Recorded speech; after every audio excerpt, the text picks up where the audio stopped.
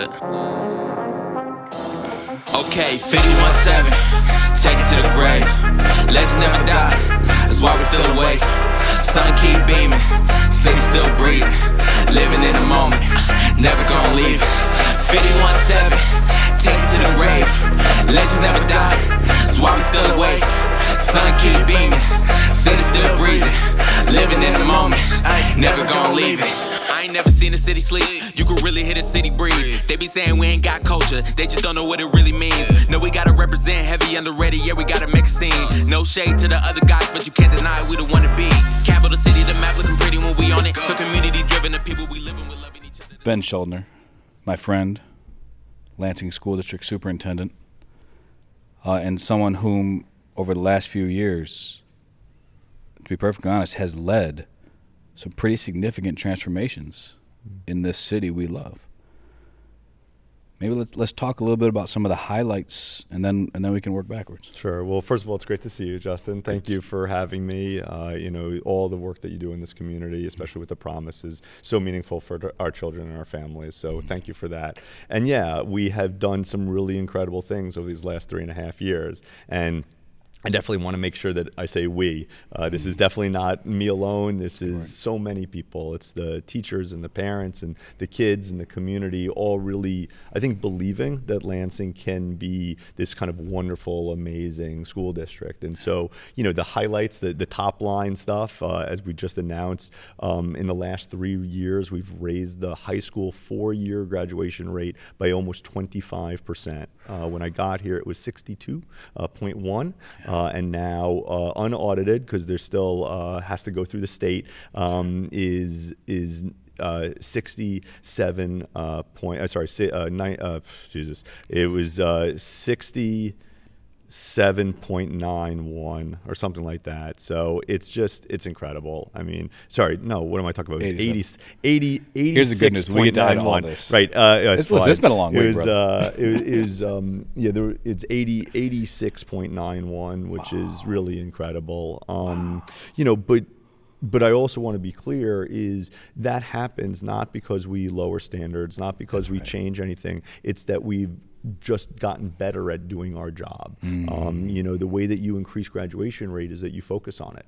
When I got here, there wasn't a real focus on what's called the cohort, right? So when schools used to think about their graduation rate, they would say, well, how many of our seniors are going to graduate? Well, that's important, clearly, but what you really need to think about is how many kids who started in 9th grade graduated in 4 years. And so what was happening was a lot of kids were kind of being left behind, and we needed to really fix that. So we brought in graduation specialists, we brought in new programs, we have special credit programs at Ebersol where we take kids away for the weekend to do math and English. We have after-school programs, we have mentoring, we have tutoring, and what's been really great about the grad rates is it encapsulates all the things that are wonderful about Lansing, is that when you go from 62.1 to 86.9, it means that everybody is pulling in the right direction. So we couldn't have done it without Streets 517, without United Mentoring Program, without Eastside Community, without all of the nonprofits that work with us, and we couldn't, of course, done it without the teachers and the kids and the parents. So the grad rate is one thing, and I always talk about grad rates first because not that we only should focus on one data point, but of all the data points, graduation is kind of this key thing because it shows in 13 years, did you get to where you were supposed to go? And did a lot of things fall in place to get right? That's right. And the other really fascinating data point, because we always are looking at how are our kids doing and we're trying to look in different ways, is two things. Is not just did the grad rate go up by almost 25%, but the dropout rate is now only 6.62. So even the kids that aren't graduating on time, they're staying with us because they now believe in what we're doing. So maybe they need that 5th year or that 6th year. So that's really special. The other one, which is so fascinating, is, I talk about when I got here, it was 62%. But if you looked at gender, the graduation rate for boys in Lansing was in the 50s, and the graduation rate for girls was in the 70s. And so there was a 21% differential between male graduation and female graduation. And what does that say?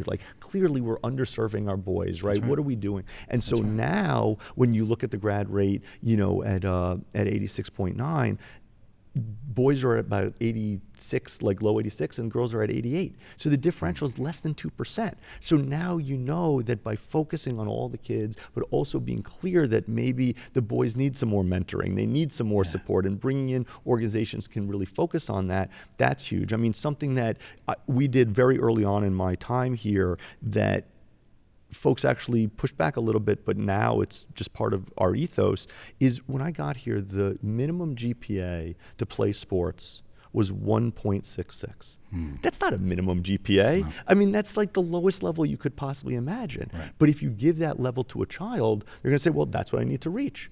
Well, just by moving it from 166 to 2.0, and by increasing tutoring and mentoring, the GPAs of all the athletes, on average, have gone up. And now they're graduating, and now they're doing all this. So graduation rate, I think, is a really good encapsulation. The other data point that's incredibly important is daily attendance. Are kids coming to school? It's very hard to learn if you're not going to class, right? And so, again, when I got here, it was about 70%. Now, look, COVID and all that, but that was, that was kind of when COVID was waning, and we're at 70%, which is very, very low. Yeah. And now, last year, we were at 84%. That's huge, 14 percentage points on attendance. That means that not only are our systems working better, but the kids are wanting to come to school. They're gonna show up, and that's really powerful. And I have to thank a lot of people for that. One of the big things, and I was asked about this the other day, our attendance rate is still a little bit lower than it was pre-COVID, but it's much, much higher than it was for the last couple of years. But our high school attendance rate is actually much higher than it's ever been. It's higher than it was pre-COVID. And we think a lot of that is because we now have the high school kids on the CATA bus. Because if you missed a yellow bus, well, now you have an excuse to stay home. Right. But if you miss the CATA bus, there's always another. And so we've seen that. Now with our elementary attendance rates, we are still, I'm always going to admit this, we still have some issues with our busing. So not every kid is always getting to school on time or that day. We do have gas cards and things like that. So our hope is we're seeing real incremental growth with attendance, going from 70 now to 84. And we really do hope to hit around 90 in the next 2 years. So those two data points I think are really powerful.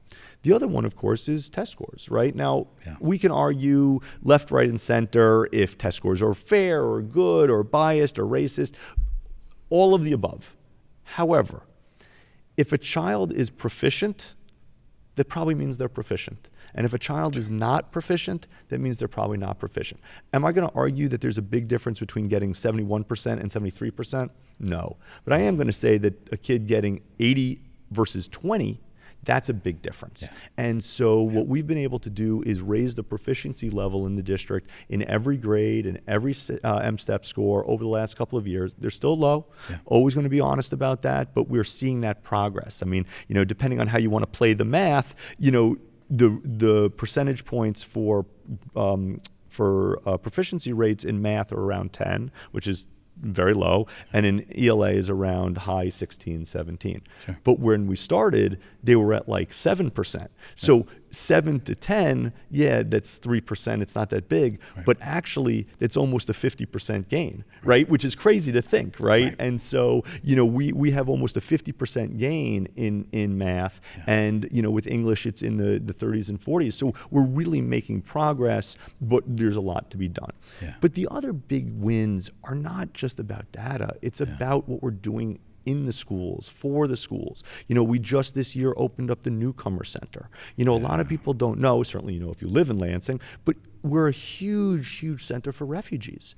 So just since the summer, we've taken in over 80 children who come from another country, speak another language, have a completely different schooling, different life, and now they're here in Lansing, and we're able to bring them into the Newcomer Center to get used to Lansing, to learn how to take the bus, to learn how to use our ID system, to learn English, to learn math, to learn how to open up a locker, like all these things that they might not necessarily have experience with.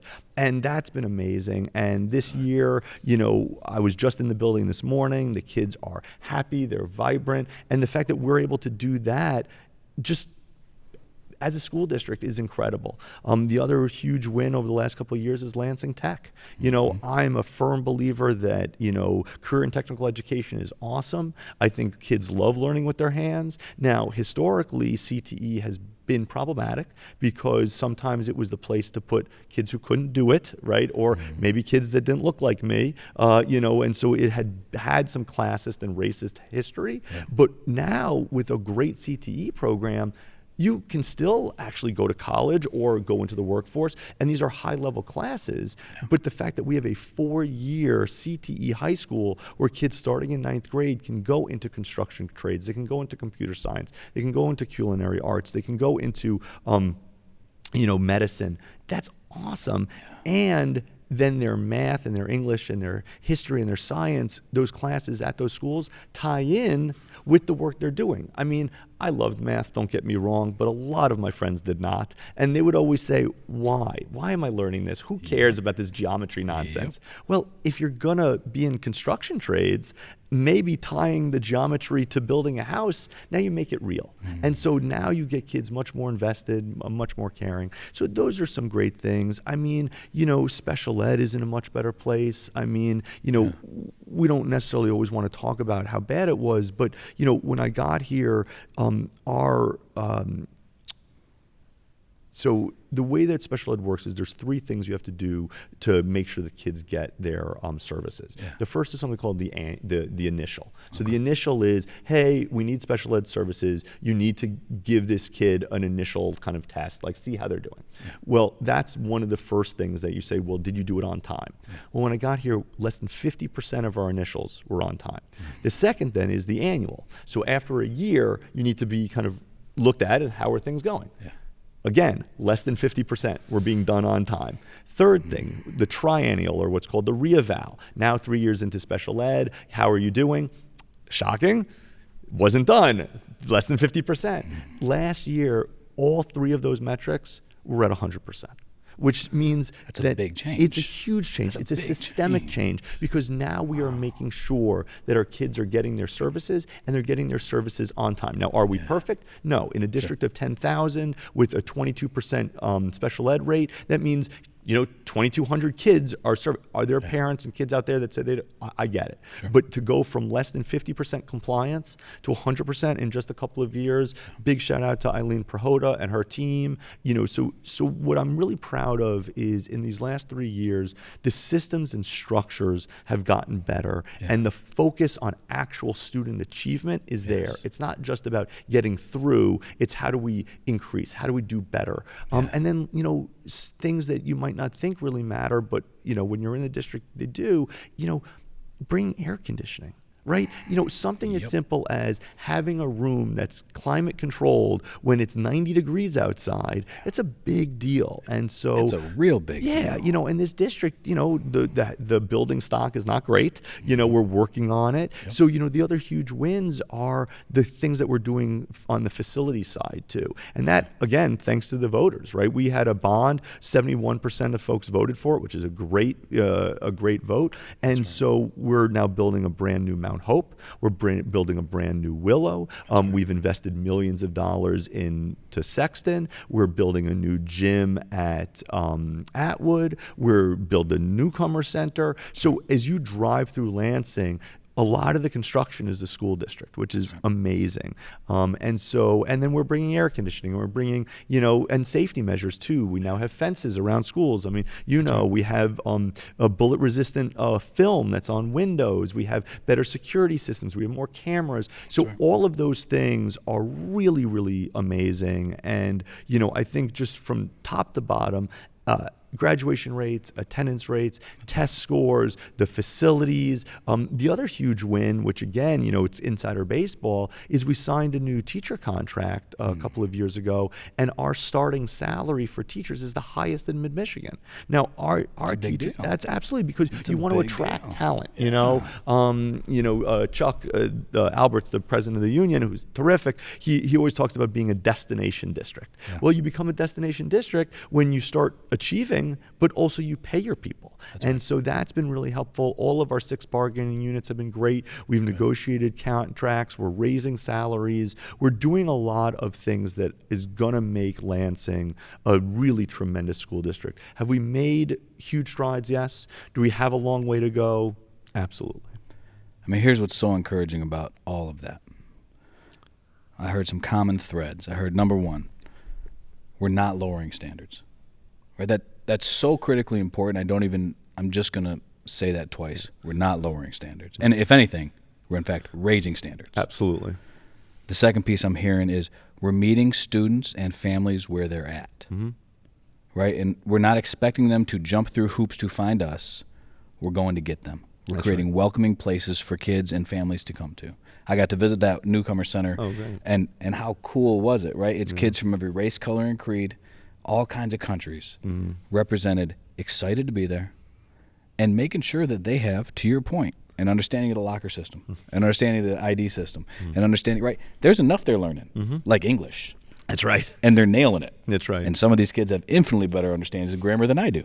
And I've been doing it my whole life. That's right. And so we have beauty in that rich tapestry, right, of our kids, right? There's something like 70-plus languages spoken in the Lansing School District, and it has been for years. That's not new, but it's beautiful. When we talk about the graduation rates, and also you made a statement I thought was really important. It's knowing where every kid is and making sure we don't lose them. That's right. Right? I mean, you know that the Promise certainly has a vested interest in that, but it is so critically important. It's why we're having these conversations, right? We've had a bunch of conversations. We're going to have them for years. What does it take to ensure that our kids are successful? And the answer is all of us. That's right. Right? It takes the teachers and staff that are working their tails off in the schools, and it takes the community at its best, and it takes the families at their best. And the reality is, we know this: families and parents can only give what they got. Right. And on my best days, I'm one hell of a dad. Right. And I'll tell you, on my less than best days, I'm not as good of a dad, right? And I can only give my kids, and I'm probably not reading to them, and I feel guilty about it, and fill in the blank on the amount of things that I feel guilty about. So I think what's encouraging about this, right, is number one, myself as a father in the district, I can vouch for this. The teachers and staff in our school district are second to none. I put them against anybody in this state and in this country. I think their love for our kids, second to none. What I love, too, about the honesty and openness that you're approaching these test scores with is that we all agree it's an issue. Right. So what are we going to do about it? That's right. And I think a really important piece is, have we always been giving the teachers the right tools in order to do the best that they can? Yeah. And so when you sit with the teacher and you say, look, your proficiency rate is 10%. Yeah. That means in a class of 30 kids, only 3 kids are proficient. I know you don't think that's okay, but what do we need to do to move forward? And let's be honest, it can't be what we've always done. Because if we do what we've always done, we will always get the same results. And so we have a new English curriculum this year. We're going to bring in a new math curriculum this year. But it's also about just being honest about the situation. I think many districts, and Lansing is not unique here, they don't want to air the dirty laundry. That's right. They don't want to focus on it. And look, people have said, don't try to raise test scores. You can't. Yeah, you can. Yeah, you can. By focusing on it, by caring about kids, by caring about learning. And again, it's not just about a number, it's about proficiency. Can kids be on grade level? And I think our staff can do it, absolutely. That's right. But we have to hold all of ourselves accountable to it. That's right. And we have to be honest. And if people don't want to do that, they can go work in Hazlitt. It's okay. Like we're not going to say, you've got to stay here if you don't believe in what we're doing. That's right. We believe our kids are terrific. We believe our staff is terrific. But we have to say, if the kids aren't learning, we have to deal with it. We're not going to blame kids. We're not going to blame families. We're not going to blame, the divorce rate. We're not going to do that. We're going to say our job is to get kids to learn. And, something that Deputy Superintendent always says is families send the best kids they got to us.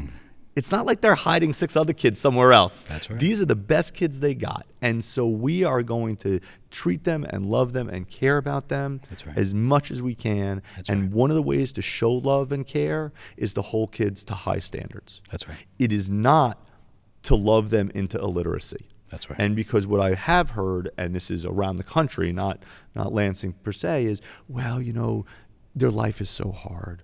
Oh, I don't want to, I don't want to push them too hard. It's, I just got to meet them where they at. Grade level. You know what's going to be worse? When the kid can't read. Come on. You know what's going to be worse? When they can't do math. That's right. And so we, as a district, with the teachers, with the principals, with the families, have started to say, no more accepting of the mediocrity. And that's how you move the district. And it's great. And that's why it's hard. That's why our teachers deserve to be the highest paid in the area. I get it. But we have to make sure that that's what we're doing every day. And there will be a conversation to be had around what is the community's role in all of this. And when I say community, I don't mean district. You are a part of this community. Sure. But setting aside district, or putting district here, there's an entire community of faith-based initiatives, of churches and every faith in between, of community-based organizations, of families, of parents, and of a whole lot of adults who may not have kids currently in the district, but certainly care. I think if we can figure it out over the next few years, what would it look like for us as a community to actually come alongside, rally around, God forbid, give a giant hug to these teachers, families, kids, to ensure that we as a community are doing what we can to ensure our kids are successful? No, it's a great question. It's something that we've been focusing on really since the moment I got here. Yeah. So, one of my favorite moments was I actually invited all of the clergy of Lansing to the boardroom, and more than 40 folks showed up. It was awesome. And I basically just said, look, we need you, you need us, let's work together. How can we do it? And, so many of them said it's the first time the door had been really open, that they felt heard. And from that meeting, some nonprofits, some clergy, some staff, they stood up and they said, we're going to do it. And that's where we got our relationships through United Mentoring Program and Streets 517, Eastside, and all these other wonderful organizations. And what it looks like moving forward is, please reach out to us. Please be part of those. We have a monthly mentoring nonprofit community meeting with all the groups that work with us. Excellent. And then they meet each other, and then they support each other. And so, the League of Women Voters were doing some stuff. Some environmentalist groups were doing some stuff. They were all being part of this. And so, I would just say, if you're interested, reach out. There's never been an email I didn't respond to. We're always going to do that. But the other piece that's so important is, what it really looks like is we have 10,000 kids in the district. We have 120,000 people in this city.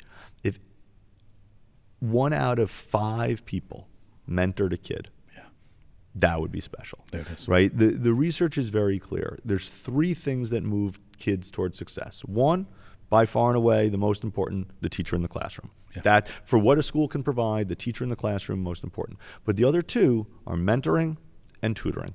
And so if we can find a way for the community to mentor our children and to tutor our children, that's the biggest thing. Because if you have one-on-one tutoring with somebody that you trust that comes every Wednesday, at 3 o'clock and helps you with your math homework, that's going to really lead towards some academic success. So, I would say to the community, we're always open. If you want to help us, the other big thing we've done, which has been wonderful, is last year I started the superintendent family roundtable. Yeah. So now, like last week, we just had our first one for the year. More than 50 folks showed up. It's just parents from all across the district telling us what is working and what's not working. And then if we're accessible and responsive to families, they're going to feel heard, and we're going to know how to make things better.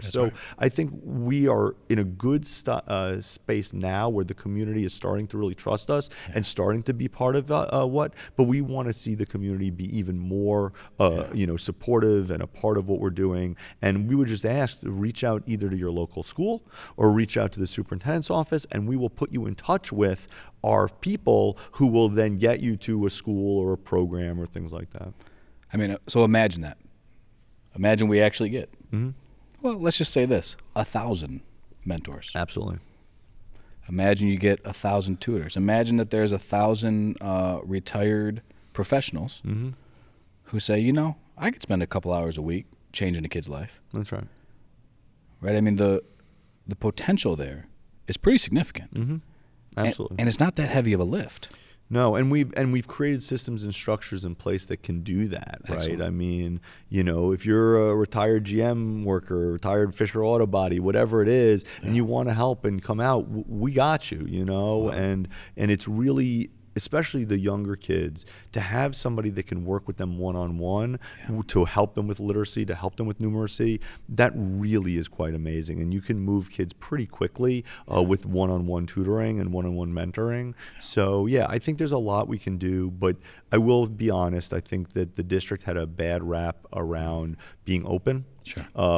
Being willing, because I think the district had spent so much time in damage control and triage, and now that we can finally say, like, look, really good things are happening, we really want you to be part of things, we don't have to close the doors, you know, bring it in, you know, whatever we can do, and you know, you're starting to see that with sports. You know, when I first got here, very few people were going to the games. Now, you know, the games are more full. I mean, we have junior high school sports. That's right. You've seen that. We have more youth sports. I mean, I was just at a volleyball game yesterday, and there was a crowd. You know, before there weren't crowds. Like, and so I think that's another way the community can give back is come to the games, come to the music, come to the drama, come to the musical, come to the performances, whatever those are at the school, and just show love, right? You know, $5 ticket, whatever, you know, that money is not going to make or break the district, but your presence will. You know, by coming into the building and saying, I'm going to support these kids, that is very, very powerful. And I look forward to that going. Now, look, we have to start winning games too. I get it, you know, but it's okay, and I appreciate that, you know, we are starting to win more games, and we're starting to put on better music programs and better dance programs. We're starting to really bring that back, and that's how the community can give back too. If you can't mentor, if you can't tutor, I get it, but you know, go to a girls basketball game, go to a football game, go to the, you know, the recital, you know, just show up. It's okay. You know, they talk about the power of presence, right? The ministry of presence. You know, and it's really about, I think, just celebration. Yeah. Right? Celebrating the work our kids are doing. That's and right. And to your point, Ben, I mean, I've seen incredible music and incredible dance and incredible, well, let's talk about this, incredible academic performances, right? We had a whole lot of kids going to U of M. We've had kids go to MIT and Harvard. We've had, so Lansing has a broad and diverse set of expertise. We've got kids in the IB program who I think read more by the time they were graduating high school than I did through law school. I could be wrong, but I'm pretty sure we're pretty close. I think you're probably right. Yeah. You know, and you know, that any way that you can give back to the community is great. I mean, I'll admit also, we don't do a really good job with our alumni. You know, I mean, you know, Eastern's got a strong alumni, I get it. But like as a district, you know, are we bringing back alumni? Are we showing them the great things? I mean, you know, go take a look at, you know, the new buildings. Go take a look at the renovations we've done. I mean, just the LED lighting alone in the district, the buildings you can see in the hallways now. Like, it's really amazing, you know, and we want you to come back. And, you know, we'd love you to donate. We'd love you to write a $10 check every month. You know, just have something comes out of your checking account, just little stuff. But what you know is when you donate a little bit, you start to care more. And then maybe you're going to volunteer. Maybe you're going to just reach out and be like, oh, how's it going? Or maybe, you know, sign up for my newsletter, right? I mean, the Superintendent's newsletter goes to like 20,000 people. And what's so crazy about that is what I write and what we put out there with videos about kids and teachers is that people really see that. And we want to make sure that, that you are, as a community, apprised of what's going on and feel a part of what's going on. Even if you never sent a kid to the Lansing School District. If you live in Lansing, if you're from the area, you want the Lansing School District to do well. And we want to make it easy for you to show your love, your support, your whatever. So that's right. Well, and I think you've hit something that's really going to be important over the next couple of years, and it really is alumni engagement. Yeah. There's a whole lot of folks leading major organizations, running their homes, running incredible academic institutions and colleges within local and national colleges, all from Lansing. Mm-hmm.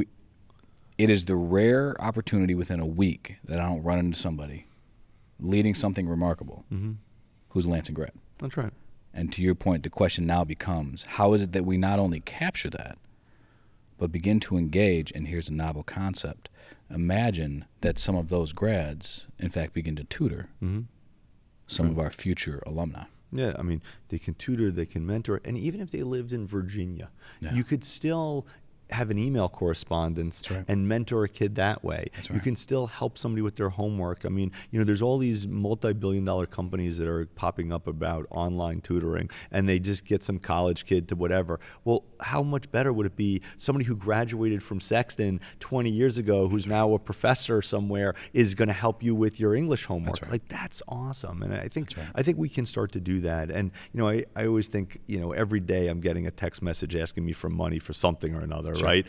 Like, I've never once gotten one from the Lansing School District. You get a heads up that a school's being closed because of snow or because of the PD day. Yeah. But where's our engagement with our alumni? Just saying, hey, come up to the soccer game, come up to the whatever. Hey, sign up to donate for new clarinets. Like, I'm not going to ask for money for just in general like that. But let's fund a new music program. Let's fund a new track. Let's fund whatever. And I think there's a lot of ways we can do that with the people that already love Lansing. That's right. And I've got to give a big shout out to the state government. I mean, our local electeds have been incredible to us. Absolutely. Sarah and Angela and Emily and Sam and Kara, and Andy. Everybody has been really thoughtful about supporting us, from the city government to the state government, even nationally. We've won millions and millions of dollars of federal grants. Awesome. But to know that the community is there to support us and doing what they can, that really allows us to move forward. And I would just ask that the community see, and I appreciate, right? You don't want to throw good money after bad. You don't want to invest in something that's not doing well. Well, now it's been 3 years. Now we have a track record. Now we've done all of these amazing things. Highest graduation rate ever. Like, we never broke 70. Now we broke 85. That's right. Highest graduation rate, but also very high attendance over the last couple of years. Test scores are going up. Enrollment. We had an increased enrollment, organic enrollment, for the first time in over 3 decades. That's insane. Like, that's amazing. Now things are getting better. Are they perfect? No. Are they amazing? No, but they're getting better. That's right. And so now it's the time to invest. Now is the time to come back. Now is the time to be part of something special. And I want everybody in Lansing to say, I was there when Lansing really turned it on. And that's now. And so I hope people listening and who care about the district find that way. Reach out, send me an email, reach out to the district. With your support and with your help, we can go even further than we've gone today. We'll leave it at that. Ben Shuldiner, thank you, brother. Thank you.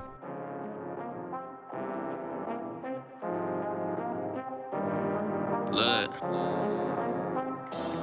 Okay, 51-7, take it to the grave. Legends never die, that's why we're still awake. Sun keep beaming, city still breathing. Living in the moment, never gonna leave it. 51-7, take it to the grave. Legends never die, that's why we still awake. Sun keep beaming, city still breathing. Living in the moment, never gonna leave it. Been too many moments of silence, too many lives have been lost to gun violence. My God, we need some guidance. It's the same city that can be so tragic, also produces a brother like Shabazz and bursts a man like magic. Why I'm Lansing, born and raised, 517 to the grave. We got culture in our veins, we take the reins. With reformation comes a promise, better future is upon us. You can doubt it like Thomas, but we gon' rise like Adonis, and ain't nobody gon' stop us. We gon' get better, this a letter to my city that we fed up. Ain't gon' let applying pressure until everybody gets it. They can't try us, they can't buy us, gentrify us. When it's coming to my city, man, I'm blue collar bias. They can't divide us, united we stand, like digits on a hand. Make it to the promised land, we coming up with a plan to make this a better place. I'm proud of Lansing, you can see it on my face. We gotta retrace and learn how to win this 51-7, take it to the grave. Legends never die, that's why we still awake. Sun keep beaming, city still breathing, living in the moment, never gonna leave it. 51-7, take it to the grave. Legends never die, that's why we still awake. Sun keep beaming, city still breathing, living in the moment, never gonna leave it. I ain't never seen a city sleep. You can really hear the city breathe. They be saying we ain't got culture, they just don't know what it really means. No, we gotta represent, heavy underrated, yeah, we gotta make a scene. No shade to the other guys, but you can't deny we the one to be. Capital city, the map looking pretty when we on it. So community driven, the people we living with, loving each other. That's all that we seeking for, ain't no reason to need more. A lot of people saying go to the D for it, so we need to be seen more. Dream more, need a reason to be more, we just gotta believe more. I mold my style around the influences that I've witnessed. A new beginning, truer vision, it'll soon be finished. Endless inspiration from the people that I've known. Yes, I've grown to love the city as the city made me grown. Know whatever way you choosing for yourself to be expressed, there's a place that's meant for you so you can grow into your best. I can attest to its greatness with my chest, I'm here to say it. We will soon become the mecca of success. I'm expecting nothing. 51-7, take it to the grave. Legends never die, that's why we still awake. Sun keep beaming, city still breathing, living in the moment, never gonna leave it. 51-7, take it to the grave. Legends never die, that's why we still awake. Sun keep beaming, city still breathing,